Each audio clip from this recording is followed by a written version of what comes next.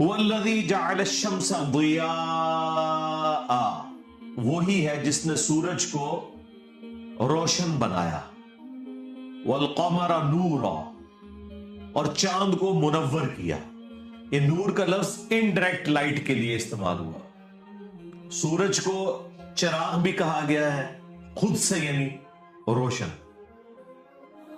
اور سورج کی روشنی کی وجہ سے انڈائریکٹلی جو زمین سے ریفلیکٹ ہو کے چاند کے اوپر پڑتی ہے وہ بھی منور ہے۔ وَقَدَّرَهُ مَنَازِلَ، اور چاند کے لیے منازل مقرر کی۔ آپ دیکھتے ہیں کہ جب وہ چاند نکلتا ہے تو بالکل باریک ہوتا ہے، جب 7 دن گزرتے ہیں تو بالکل سیمی سرکولر ہو جاتا ہے، یعنی آدھا روشن ہوتا ہے اور آدھا اندھیرے میں ہوتا ہے، اور جب 14 دن ہوتے ہیں تو پورا روشن ہو جاتا ہے، اور جب 21 دن ہوتے ہیں تو اس طرف سے آدھا روشن اور آدھا ڈارکنیس میں، اور یوں کرتے کرتے وہ غائب ہو جاتا ہے۔ تو یہ ایک آسمان پہ اللہ تعالیٰ نے کیلنڈر رکھ دیا ہے، آپ اندازہ لگا لیتے ہیں کہ چاند کی کون سی تاریخیں چل رہی ہیں۔ اس کی منازل مقرر کی، لِتَعْلَمُوا عَدَدَ السِّنِينَ، تاکہ تم برسوں کی گنتی کر سکو، والحساب، اور ان کا حساب۔ چاند کے مہینے جو ہے وہ اسلام سے پہلے بھی لونر ایئرز ایگزسٹ کرتے تھے، وہ 12 ہی مہینے ہوا کرتے تھے، اور وہ مہینے اسی اعتبار سے کہ چاند شروع میں بڑھتا جاتا ہے اور پھر اینڈ پہ جا کے گھٹ جاتا ہے، اور یوں ایک پورا مہینے کے اندر وہ اللہ تعالیٰ نے مہینے کا ایک کیلنڈر رکھا ہوا ہے، 29 دن کا یا 30 دن کا۔ تو یہ آسمان پہ اللہ کی طرف سے ایک کیلنڈر ہے۔ ما خلق اللہ ذالک الا بالحق، اور اللہ تعالیٰ نے ان چیزوں کو پیدا نہیں کیا مگر پرپزفل، با مقصد، حق کے ساتھ۔ یفصل الآیات لقوم یعلمون، اور اللہ تعالیٰ اپنی ان قدرت کی نشانیوں کو کھول کھول کر بیان کرتا ہے تاکہ جو علم رکھنے والے لوگ ہیں وہ اس سے عبرت حاصل کر کے اللہ کی شناخت کر سکے۔ اب قدرت کی اور نشانی اللہ تعالیٰ ایک ذکر کر رہا ہے، ان فی اختلاف اللیل والنہار، بے شک دن اور رات کے آنے جانے میں، لیل و نہار کی جو یہ گردش ہے، یعنی رات کے بعد دن اور دن کے بعد دوبارہ رات، یہ جو مسلسل سلسلہ ہے، وما خلق اللہ فی السماوات والارض، اور جو کچھ بھی اللہ نے آسمانوں اور زمین میں پیدا کیا، لآیات لقوم یتقون، اس میں نشانیاں ہیں ان کے لیے جو واقعی ڈر جائیں۔ ڈریں گے کون؟ جو یہ تمام مخلوقات کو دیکھ کے اس رزلٹ پہ پہنچ جائیں گے کہ ان کو کسی نے پیدا کیا ہے، تو مجھے بھی کسی نے پیدا کیا ہے، اور میری مرضی کے بغیر پیدا کیا ہے، اور مجھے اس امتحان میں ڈالا ہے۔ اگر میں نے اس رب کو رسپانس نہ کیا تو آخرت کے دن وہ میری پکڑ کر لے گا۔ ابھی تک جو کچھ اس نے مجھ پر حالات وارد کیے، میں ان حالات سے اپنے آپ کو آزاد نہیں کر سکا، تو آخرت میں بھی جو اپنے انبیاء کے ذریعے اس نے کتابوں میں نازل کیا کہ جو میرے تابع فرمان ہے میں انہیں جنت میں داخل کروں گا اور نافرمانوں کو جہنم میں پھینکوں گا، تو وہ کر گزرے گا۔ یہ تصور انسان کو ڈرنے پہ مجبور کر دیتا ہے اور انسان اللہ کی طرف رجوع لاتا ہے۔ اسی کو کہتے ہیں متقی ہونا، یہی ہے ھدی للمتقین۔ قرآن میں ہدایت ہے ان کے لیے جو ڈر جائیں۔ ان الذین لا یرجون لقاءنا، بے شک وہ لوگ جو یہ امید نہیں کرتے کہ انہیں ہم سے ملنا ہے۔ اچھا، یہ جملے بار بار آئیں گے۔ وہ لوگ جو اللہ سے ملنے کی امید نہیں رکھتے، یعنی کافروں کے لیے یا اللہ کے نافرمانوں کے لیے یہ ٹرم یوز کی گئی ہے سورت کے اندر، اور یہ بار بار ٹرم ریپیٹ ہوگی کہ جن لوگوں کو یہ امید نہیں ہے کہ انہوں نے ہمیں ملنا ہے۔ اب وہ لوگ وہ بھی ہو سکتے ہیں جو قیامت کے دن کے منکر ہوں، دوبارہ پیدا کیے جانے کے منکر ہوں، اور وہ لوگ بھی ہو سکتے ہیں کہ جو اس طرح زندگی گزار رہے ہیں کہ گویا وہ دنیا اور آخرت میں ہر معاملے کے خود مالک ہیں، گویا انہیں یہ کوئی ٹینشن ہی نہیں ہے کہ ان کو کسی نے پیدا کیا ہے اور اس رب کے حضور انہوں نے پیش ہونا ہے, اپنی شکل دکھانی ہے, اپنے اعمال کا جواب دے ہونا ہے. پیغمبر دنیا میں کس لیے آتے ہیں؟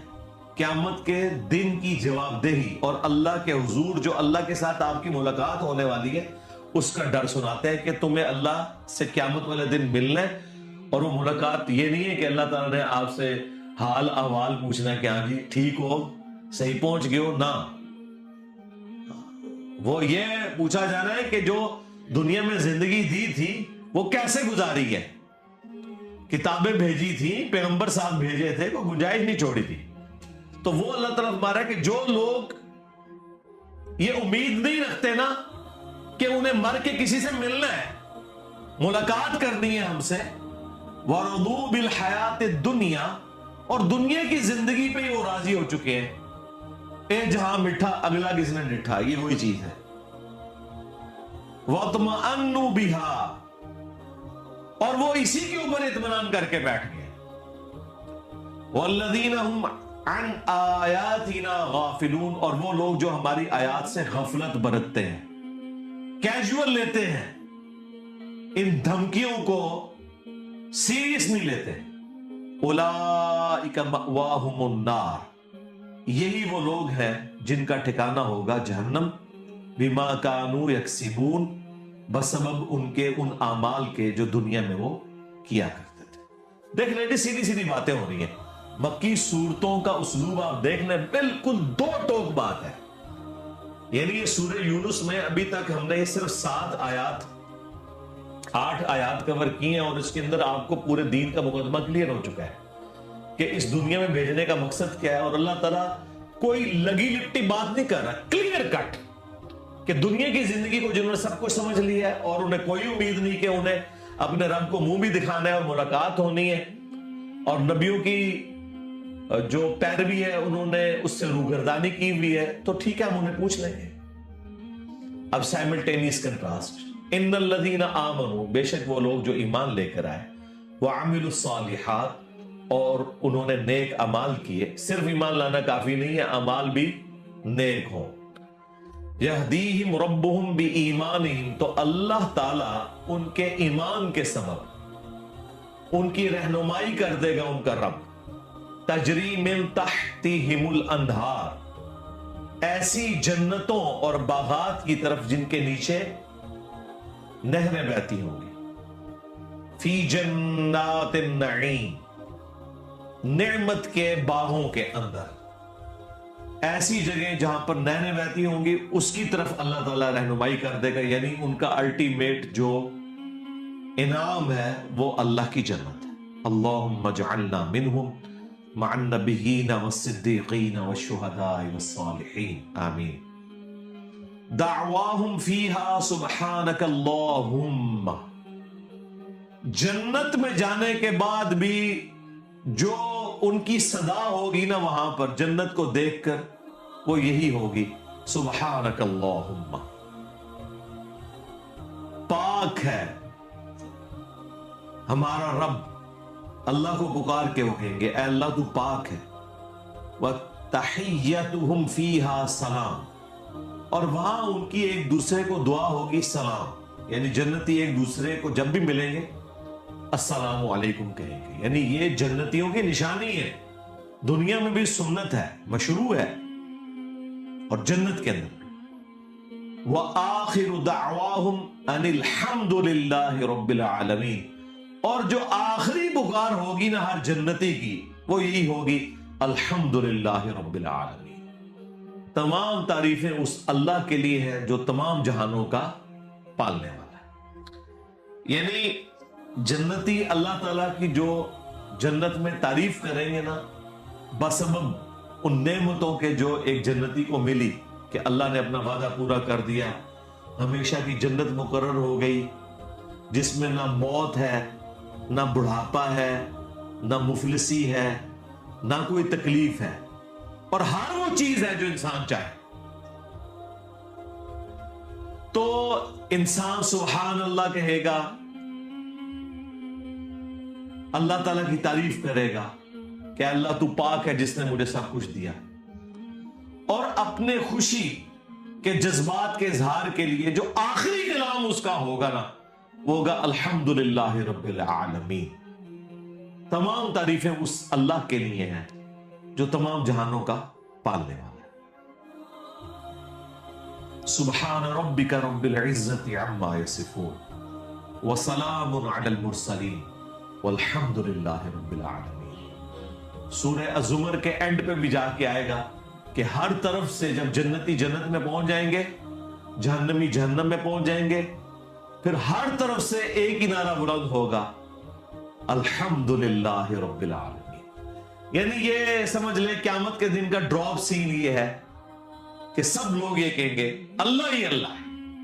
دیکھنا الحمدللہ رب العالمین، کوئی بزرگ نہیں، کوئی بابا نہیں بھائی. جتنے انبیاء دنیا میں آئے، انبیاء کے پیروکار جو دعوت و تبلیغ کا کام کرنے آئے، سب کے سب اس اللہ کا تعارف کروانے کے لیے آئے نا. جب انسان اپنے رب کے پاس پہنچ جائے گا پھر اللہ ہی اللہ ہے. انسان کی زبان سے یہی نکلے گا کہ تمام تعریفیں اللہ کے لیے جس نے ہماری رہنمائی کر دی ہے اس جنت تک. اللہم اجعلنا منہم، اللہم انا نسألک جنت الفردوس مع النبیین والصدیقین والشہداء والصالحین آمین. اب جی کچھ انسانی رویے ان کو اللہ تعالیٰ ایڈریس کرتے ہوئے توحید کی طرف بلا رہے ہیں. وَلَوْ يُعَجِّلُ اللَّهُ لِلنَّاسِ الشَّرَّ، اور اگر اللہ تعالیٰ جلد بازی کرتا لوگوں کو تکلیف پہنچانے کے اعتبار سے، لِلنَّاسِ الشَّرَّ اسْتِعْجَالَهُمْ بِالْخَيْرِ، جس طرح انسان جلد بازی کرتے ہیں بھلائی کے اعتبار سے، لَقُضِيَ إِلَيْهِمْ آجَلُهُمْ، تو اللہ تعالیٰ پوری کر دیتا ان کی میعاد. یعنی جس طرح انسان کی خواہش ہے نا کہ مجھے آسائش جلد از جلد مل جائے، اگر اللہ تعالیٰ بھی جلد بازی کرتا نا کہ جو شخص گناہ کر رہا ہے اسے فوراً سزا دے، تو معاملہ کب سے تلپٹ ہو چکا ہوتا. یعنی اللہ تعالیٰ گناہگاروں کو ڈھیل دیتا ہے. یعنی انسان کو یہ ٹونٹ کروائی جا رہی ہے کہ جس طرح تیری خواہش ہوتی ہے نا کہ میرے حالات بہتر ہو جائے اور تو اس کے لیے پوری ایفرٹ پوٹ کرتا ہے، میں بھی اگر اس طریقے سے چھوٹی چھوٹی باتوں کے اوپر نکیر کرنا شروع کر دیتا تو کب سے تیرا معاملہ تلپٹ ہو چکا ہوتا. فَنَظَرُ الَّذِينَ لَا يَرْجُونَ لِقَاءَنَا فِي طُغْيَانِهِمْ يَعْمَهُونَ، بلکہ ہم چھوڑ دیتے ہیں ان لوگوں کو جو ہم سے ملاقات کی امید نہیں رکھتے کہ وہ اپنی سرکشی میں بھٹکتے رہیں. یعنی الٹیمیٹلی اللہ تعالیٰ نے موت کے وقت اور آخرت میں انہیں پکڑنا ہے. دنیا میں اگر کسی فاسق کو، فاجر کو، ظالم شخص کو ڈھیل ملی ہوئی ہے تو وہ یہ نہ سمجھے کہ اللہ تعالیٰ اس پہ گرفت نہیں کر سکتا. دو وجوہات ہو سکتی ہیں، یا تو اللہ تعالیٰ اسے ڈھیل دے رہا ہے، شاید وہ اللہ کی طرف پلٹ آئے، ایک اور چانس مل جائے، یا پھر یہ ہے کہ وہ اپنی گمراہی میں اور بڑھے، اور جب وہ اپنی گمراہی میں زیادہ بڑھے تو زیادہ عذاب کا مستحق ہو، وَلِعَوْذُ بِاللَّهِ تَعَالَى. تو یہاں پہ بھی دیکھ لیں وہی ٹرم آئی ہے کہ جو لوگ ہم سے ملنے کی امید نہیں رکھتے. وَإِذَا مَسَّ الْإِنسَانَ الضُّرُّ دَعَانَا لِجَنْبِهِ أَوْ قَاعِدًا، جب انسان کو تکلیف پہنچتی ہے تو وہ ہمیں پکارتا ہے، کروٹ پہ لیٹے ہوئے بھی اور کھڑا ہوا بھی. او قاعدا او قائما، اور کھڑے ہوئے بھی، بیٹھے ہوئے بھی، لیٹے ہوئے بھی اور کھڑے ہوئے بھی، تینوں حالتوں میں اٹھتے بیٹھتے ہمیں پکارتا ہے کہ یا اللہ مجھ سے یہ تکلیف دور کر دے. فَلَمَّا كَشَفْنَا عَنْهُ ضُرَّهُ، پس جب ہم اس سے اس کی تکلیف کو دور کر دیتے ہیں، مَرَّ كَأَن لَّمْ يَدْعُنَا إِلَىٰ ضُرٍّ مَسَّهُ، تو وہ اس طرح چل دیتا ہے پیٹ پھیر کے گویا اس نے کبھی ہمیں تکلیف میں پکارا ہی نہیں تھا. ظاہر جب تکلیف دور ہو گئی تو پھر وہ اللہ کی طرف متوجہ نہیں ہوتا. جامع ترمذی میں حدیث ہے، جو شخص یہ چاہے کہ مصیبت اور پریشانی میں اس کی دعا قبول ہو تو جب وہ آسودہ حال ہو اس وقت بھی اپنے رب کو یاد کیا کرے، تو اللہ تعالیٰ بھی اس کی مصیبت اور پریشانی میں دعا کو قبول کرے گا۔ بہرحال اللہ تعالیٰ تو عطا فرمانے والا ہے، نافرمانوں کی بھی سنتا ہے، ان کی تکلیف دور کرتا ہے، اور تکلیف دور ہونے کے بعد وہ اس طرح غائب ہوتے ہیں۔ ہم نے بھی اپنے معاشرے میں کئی لوگ دیکھے ہیں، جب ان پہ کوئی مشکل وقت آتا ہے تو تسبیح اٹھا کے ٹوپی پہن کے ہر وقت مسجد میں بیٹھے رہتے ہیں۔ کسی کے پیپر ہوتے ہیں، کسی کا رشتہ نہیں ہو رہا ہوتا، کسی کے کاروبار کا ایشو ہوتا ہے، اور جیسے ہی معاملات بالکل سیٹل ہو جاتے ہیں پھر وہ آپ کو نظر نہیں آتے ان لوگوں کی طرح جو فصلی بٹیروں کی طرح رمضان کے مہینے میں آپ کو مسجد میں جاتے ہوئے نظر آتے ہیں۔ یہ تو میں نے اپنی آنکھوں سے لوگوں کو دیکھا ہے، بالکل غائب ہو جاتے ہیں، وہ اسکرین سے آؤٹ ہو جاتے ہیں۔ اور یہ اللہ تعالیٰ نے جو یہ ایک یونیورسل ٹروتھ بتایا ہے نا کہ وہ ہر وقت اللہ کو یاد کرتے ہیں جب مشکل وقت آتا ہے، لیکن جب وہ مشکل ٹل جاتی ہے تو اس طرح پیٹ پھیرتے ہیں گویا انہوں نے کبھی ہمیں مصیبت میں پکارا ہی نہیں تھا۔ كَذَلِكَ زُيِّنَ لِلْمُسْرِفِينَ مَا كَانُوا يَعْمَلُونَ، بالکل اس طریقے سے آراستہ کر دیے ہیں اللہ تعالیٰ نے حد سے جو بڑھ جانے والے لوگ ہیں، ان کے برے اعمال ان کی نظروں میں سنوار دیے۔ یعنی یہ اتنی ذلیل حرکت ہے، اس کے باوجود ان کی توجہ نہیں جاتی کہ یہ ہم کتنی احسان فراموشی کر رہے ہیں کہ جس اللہ کی طرف ہم تکلیف میں متوجہ ہوئے، اس سے صلح کی، جب اس نے ہمارا کام کر دیا تو بجائے یہ کہ ہم شکر گزاری کی روش اختیار کرتے اور پورے پیشن کے ساتھ مستقبل میں بھی زندگی اس کی اطاعت میں گزارتے، اس سے بغاوت کرنا شروع کر دیتے۔ وَلَقَدْ أَهْلَكْنَا الْقُرُونَ، اور بے شک ہم نے کئی قوموں کو ہلاک کر دیا، من قبلکم، تم سے پہلے جو تھیں، لما ظلموا، جب وہ ظلم کیا کرتے تھے، گناہگار تھے، وجاءتهم رسلهم بالبینات، اور ان کے پاس بھی ان کے وقت کے پیغمبر روشن دلائل لے کر آئے تھے، وما كانوا ليؤمنوا، لیکن وہ ایسے نہیں تھے کہ ایمان لے آتے، كذلك نجزي القوم المجرمین، اور بالکل اس طریقے سے ہم سزا دیتے ہیں مجرمین کو۔ ثم جعلناکم خلائف فی الارض، اس کے بعد زمین پر ہم نے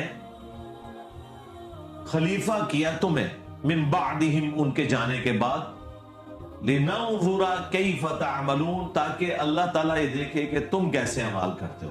یعنی یہ انسانوں کو بتایا جا رہا ہے کہ جو تم دنیا میں آباد ہو نا، تم سے پہلے بھی قومیں آباد تھی، انہوں نے بھی اپنے وقت کے پیغمبروں کا انکار کیا اور تباہ و برباد ہوئے۔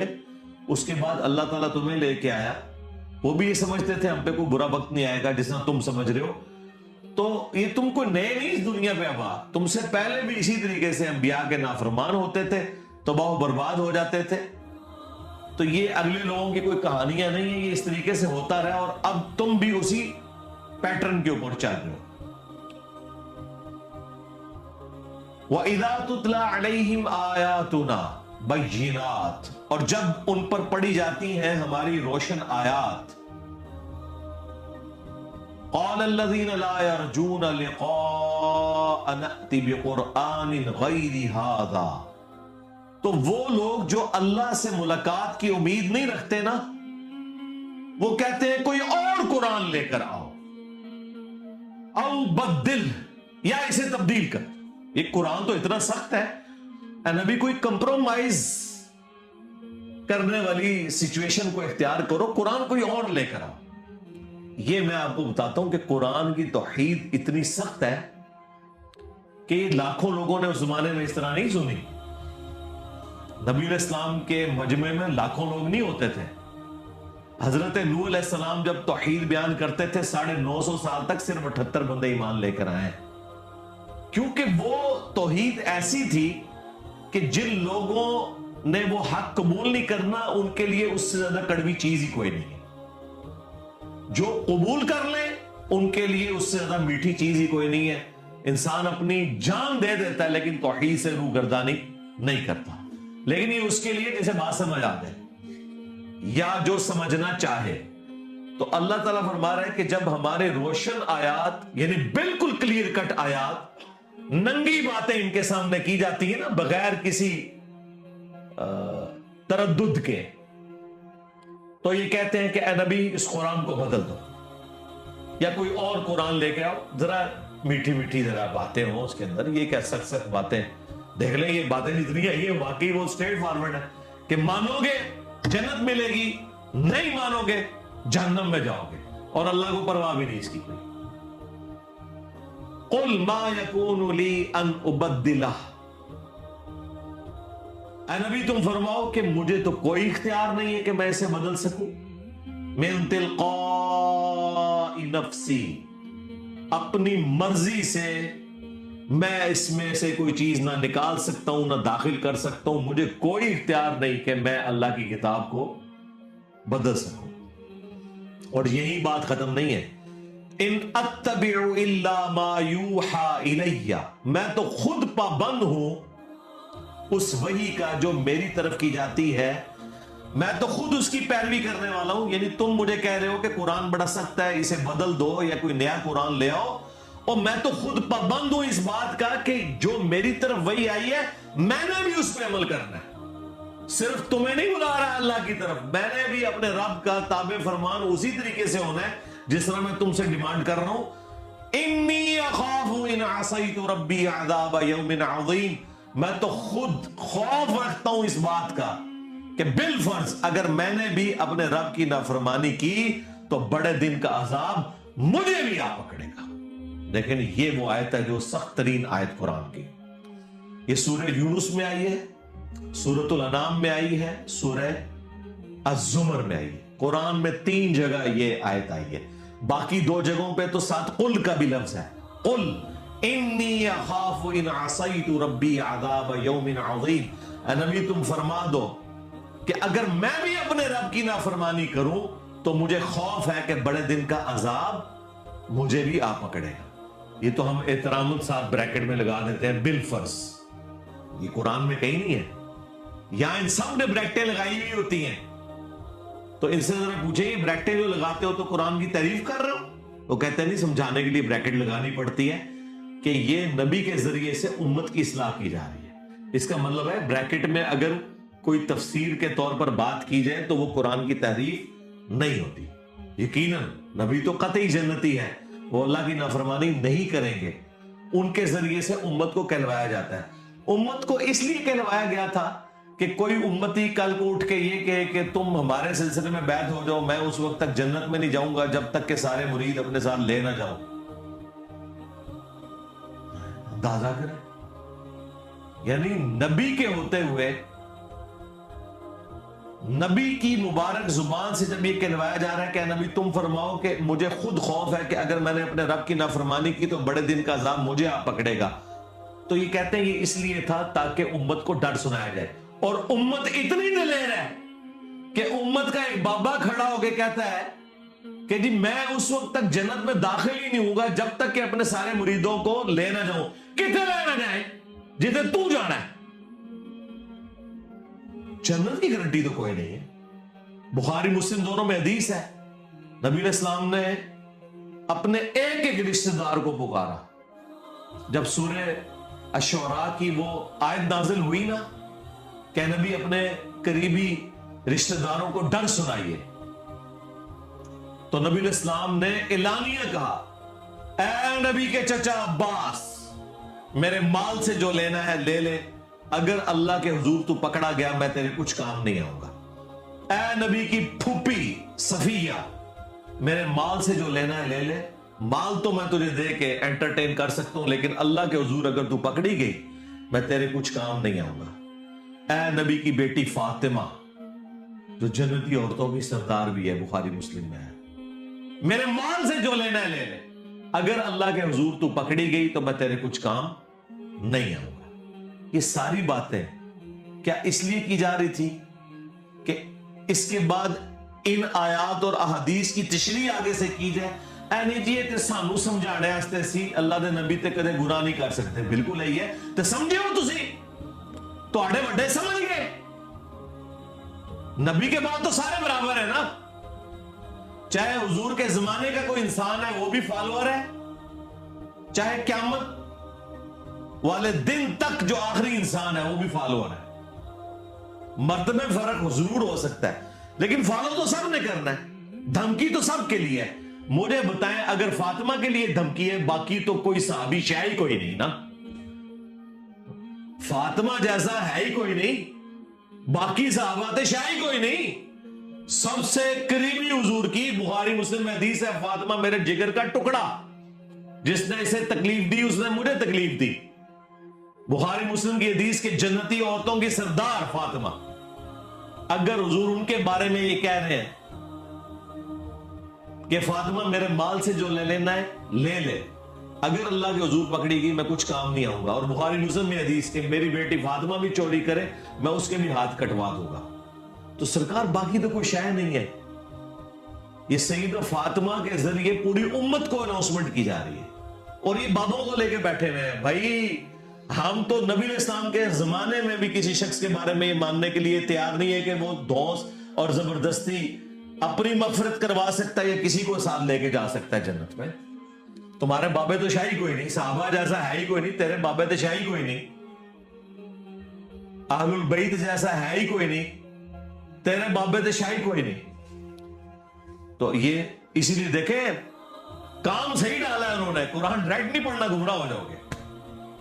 ہو گئے گمراہ سی، گمراہ ہو گئے آپ کے نظریات سے، اور آپ گمراہ ہو گئے قرآن و سنت کے نظریات سے. ہم آپ کے بزرگوں کے غلط نظریات سے گمراہ ہو کر اسلام کی طرف آ گئے اور آپ اسلام کے نظریات سے گمراہ ہو کے اپنے بابوں کے پیچھے لگ گئے کیونکہ آپ نے قرآن و سنت پڑھی نہیں تھی. قُلْ لَوْ شَاءَ اللَّهُ مَا تَلَوْتُهُ عَلَيْكُمْ.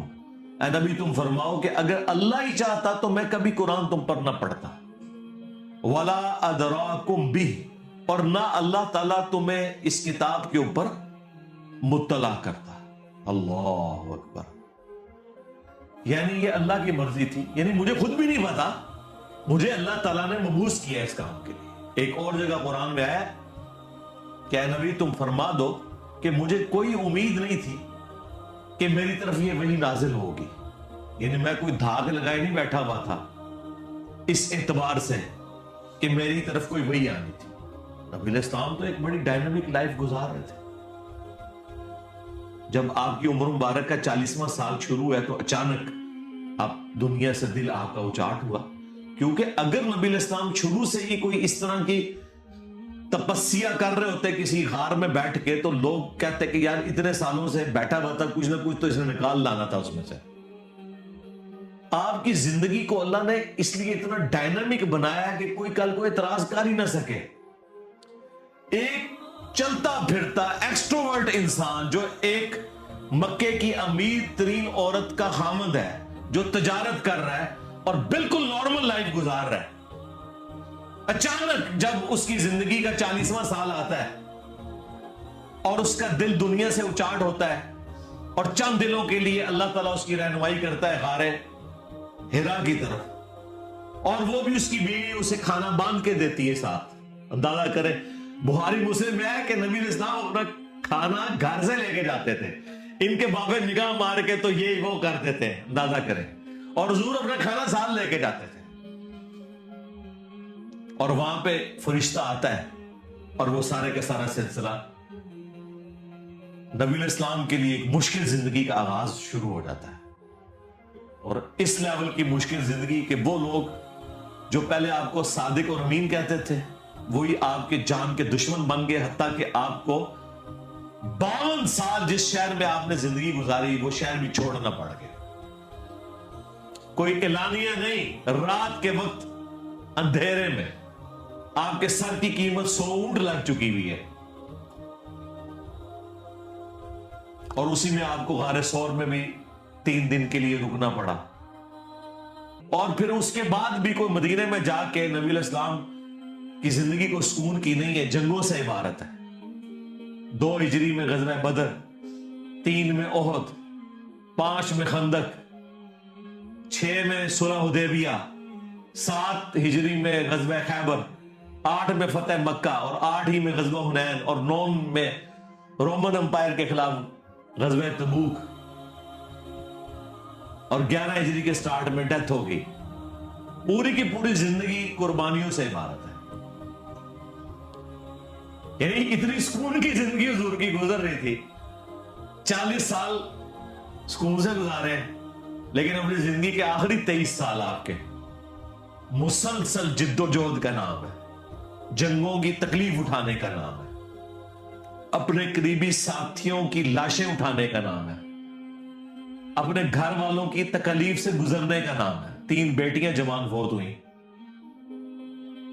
بیٹے فوت ہوئے، اپنے ہاتھوں سے دفنائے، قریبی ساتھی شہید ہو گئے جنگوں کے اندر، اور کیا کیا تکلیفیں آپ کو مستقبل کے لیے بھی بتا دی گئی کہ آپ کے نواسوں کے ساتھ یہ ہونے والا ہے، آپ کے فلان صحابی کے ساتھ یہ ہونے والا ہے آپ کے پاس۔ اگر آپ نبی الاسلام کی جگہ اپنے آپ کو رکھ کے دیکھیں تو اتنے مضبوط اعصاب کا انسان آپ کو کوئی اور نظر نہیں آئے گا۔ ایک تو زندگی میں تکلیف، اور یہ بھی بتایا جا رہا ہے کہ آپ کے بعد یہ ہونا ہے۔ ہم تو ماضی میں یاد کر کے ان واقعات کو کتنی تکلیف سے گزرتے ہیں۔ جس شخص نے اپنی محنت سے سارا کا سارا یہ سسٹم قائم کیا، اور اسے بتایا جا رہا ہے کہ 30 سال کے بعد خلافت راشدہ ختم ہو جائے گی، یہ قتل و غارت شروع ہو جائے گا، اور پھر آپ خود بتا رہے ہیں، بخاری مسلم میں حدیث ہے کہ جس طرح اگلی قومیں تباہ و برباد ہو گئی تھی، دنیا کے مال میں ڈوب گئی تھی، مجھے تم سے یہ خطرہ نہیں کہ تم شرک کرنے لگو، تم بھی آپس میں ایک دوسرے کو قتل کرو گے اور تباہ و برباد ہو جاؤ گے جس طرح اگلے لوگ۔ کیونکہ یہ اللہ کی سنت ہے، ہر عروج کو زوال ہے، یہ ذہن میں رکھیے گا۔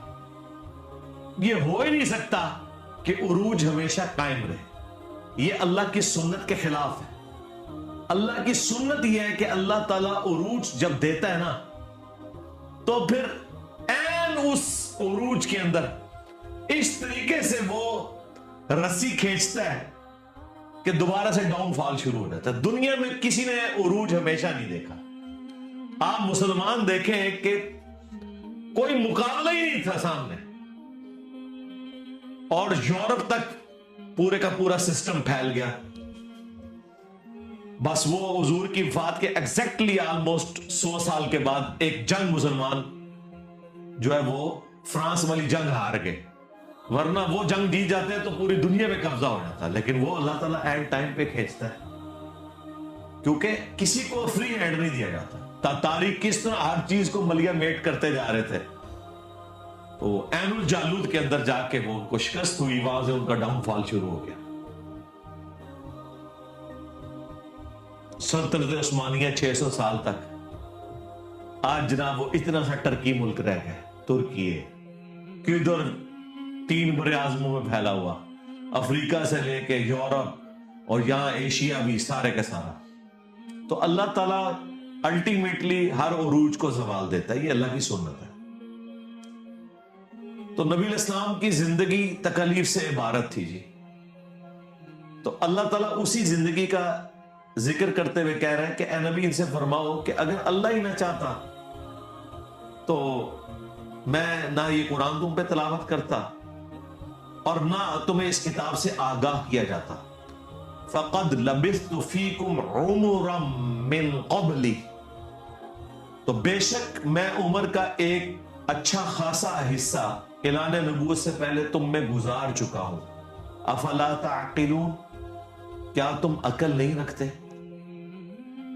اچھا، لوگ اس آیت کا ایک پہلو لیتے ہیں کہ جی دیکھیں نبی علیہ السلام اعلان نبوت سے پہلے بھی ایک پرفیکٹ لائف گزار رہے تھے، اللہ تعالیٰ نے نبی علیہ السلام کی اعلان نبوت سے پہلے کی زندگی کو دلیل بنایا ہے اس دین حق کی، قرآن کی، توحید کی۔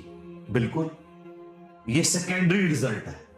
پرائمری رزلٹ اصل میں اس کانٹیکسٹ میں یہ ہے کہ یہ جو کتاب ہے، میری زندگی کھلی کتاب تھی تمہارے سامنے، اس سے پہلے میں نے کبھی کوئی اس طرح کا کلام تمہارے سامنے نہیں پڑھا۔ یہ اس بات کا ثبوت ہے کہ یہ اللہ تعالیٰ نے میرے ساتھ غیر معمولی معجزہ کیا ہے، مجھے پیغمبر بنا کے مبعوث کیا ہے۔ یہ آیات اس لیے نہیں تھی کہ نبی علیہ السلام کی وہ اس سے شان بیان کرنی تھی آپ نے، یہ اس لیے تھی کہ نبی علیہ السلام کی نبوت کا مقصد پتہ چلتا اور نبی علیہ السلام کی نبوت کو اسٹیبلش کیا جاتا۔ تو کیا تمہیں عقل نہیں ہے کہ میں نے عمر کا ایک اچھا خاصا حصہ تم میں گزارا ہے؟ فَمَنْ أَظْلَمُ مِمَّنِ افْتَرَىٰ عَلَى اللَّهِ كَذِبًا، تو اس سے بڑھ کر ظالم کون ہو سکتا ہے جو اللہ پر جھوٹ باندھ دے؟ یعنی جب میں صادق اور امین تھا تمہاری نظر میں، اور میں واقعی صادق اور امین ہوں اور میری زندگی اس پر گواہ ہے، تو اس سے بڑا جھوٹا کون ہوگا جو اللہ پر جھوٹ باندھ دے کہ وہ اللہ کا پیغمبر ہے؟ دیکھیں اس کائنات میں سب سے بڑا کوئی جھوٹ شرک کے بعد اگر کوئی ہے نا تو وہ یہ ہے کہ کوئی شخص یہ کلیم کرے کہ میں اللہ کا پیغمبر ہوں۔ سب سے بڑا جھوٹ یہی ہے نا کہ اللہ کے ساتھ کسی کو شریک ٹھہرا دے، یہ تو نمبر 1 جھوٹ ہو گیا اس کائنات کا، کیونکہ توحید کائنات کی سب سے بڑی سچائی ہے۔ اس کے بعد دوسرے نمبر پہ اگر کوئی جھوٹ ہو سکتا ہے نا سب سے بڑا، وہ یہ ہے کہ کوئی شخص جو اللہ کا پیغمبر نہیں ہے اور وہ دعوے پیغمبری کرتے ہیں۔ اسی لیے ہم جھوٹے پیغمبروں کو دجال کہتے ہیں، دھوکہ باز، دجل کرنے والے۔ تو یہ اس طرف اشارہ ہے کہ بتاؤ اس سے بڑھ کر ظالم کون ہو سکتا ہے جو اللہ پر جھوٹ باندھے؟ مراد کیا کہ وہ یہ کہے کہ میں اللہ کا پیغمبر ہوں۔ تو جب میں صادق اور امین ہوں اور میری زندگی اس پر گواہ ہے تو میرے سے بڑا کوئی جھوٹا نہیں ہو سکتا کہ میں اللہ کے اوپر جھوٹ باندھوں کہ میں اللہ کا پیغمبر ہوں۔ لیکن ایسا نہیں ہے کیونکہ تم بھی مانتے ہو کہ میں جھوٹا نہیں ہوں۔ او کذب بآیاتی، یا سب سے بڑا پھر وہ جھوٹا ہوگا جو اللہ کی آیات کو جھٹلائے گا۔ تیسرے نمبر پہ اس کا نمبر آ جائے گا کہ جسے یہ پتہ چل جائے کہ یہ اللہ کا پیغمبر ہے اور یہ اللہ کی آیات ہے اور وہ اسے جھٹلاتے ہیں۔ پہلے نمبر پہ جھوٹا کون؟ جو اللہ کے ساتھ شرک کرے۔